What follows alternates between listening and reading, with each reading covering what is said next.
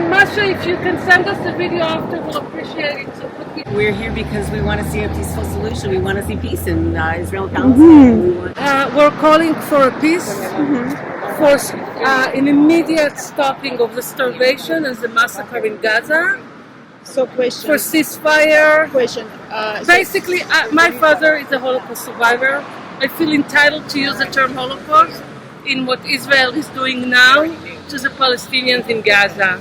And I'm ashamed that the country that is claimed to be the homeland of the Jewish people is doing it. And I think and I feel that every Jewish person is obligated to take a stand against this Holocaust that Israel is committing in Gaza. What about Hamas? Israel dismantled Hamas' real military ability in January 2024. So the last year and a half was just an excuse for genocide. Netanyahu needs Hamas. He needs Hamas because Hamas is not accepting Israel. So and as long as Hamas exists, Netanyahu can have an excuse for the killing, for the starvation of the people in Gaza. The hostages? The war is killing the hostages too. So, do you think that if Israel stops the war, what will happen to the hostages? Part of the deal that could have happened in October 8th, 2023, that Israel has released all the Palestinian prisoners and Israel would have gotten all the hostages, women, men, elderly and children. Immediate exchange, but Israel and Netanyahu and this fascist government wanted the war, and Hamas gave them an excuse, and they're using Hamas as an excuse for the Palestinian genocide. You have to watch what Israel is saying. Do you agree with your friend? Do you agree with your friend? Speak to you, Masha. How do you plan to make peace with anyone if you don't speak? I'm standing behind what I believe, and I'm calling all Jews to take a strong stand against the genocide that Israel is committing in Gaza. So to help Hamas, basically. Maybe you want to add something to what your friend said, or maybe you are She spoke very eloquently. So you are in agreement with her.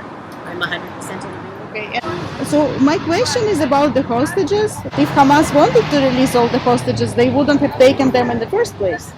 So if we end the war right now, what is going to happen to them? The hostages will finally come home. Right now, they're not coming. End of war is not just like that. It's going to be negotiation and agreement. But Hamas said it's they not don't that want one-sided end of war.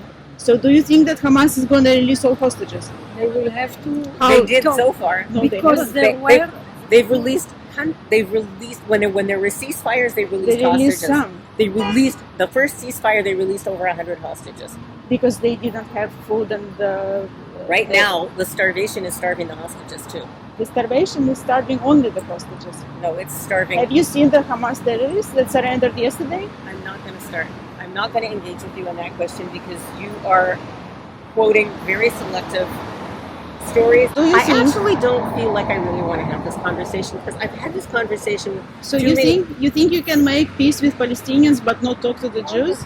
I think we can make peace with the Palestinians. There are more. Hamas leader just yesterday said they will never stop. But so where would Hamas go?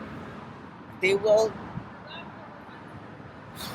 I have no answers for you. Are you recording me right now? Yes. I actually do not want to answer your questions because your questions are baiting questions. You are framing the questions in a way that creates a particular way of looking at things, and you are slanting your evidence. You are not looking at the entire situation, which is much bigger and broader, and I actually don't feel like having this conversation. And by the way, if you post this conversation on your media, I'm actually going to sue you. I published the raw footage of this encounter in order to remove any suspicions of narrative twisting.